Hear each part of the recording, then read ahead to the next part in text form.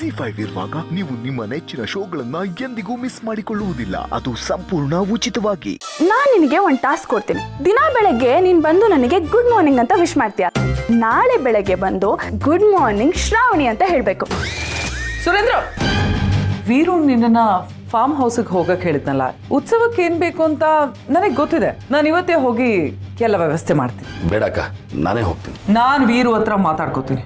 ನಾನೇ ಹೋಗಿ ಬರ್ತೇನೆ. ಇಲ್ಲ, ಖಂಡಿತ ಫಾರ್ಮ್ ಹೌಸ್ ಅಲ್ಲಿ ಏನೋ ಇದೆ. Good morning madam.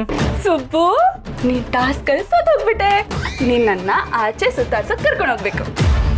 ಆಯ್ತು, ಆದ್ರೆ ನೀವು ಮನೇಲಿಲ್ಲ ಅನ್ನೋದು ಮನೆಯವ್ರಿಗೆಲ್ಲ ಗೊತ್ತಾದ್ರೆ ಅವಾಗ ಏನ್ ಮಾಡ್ತೀರಾ? ಸುಬ್ಬು, ಐಡಿಯಾ. ಹಾ, ಬಂದೆ.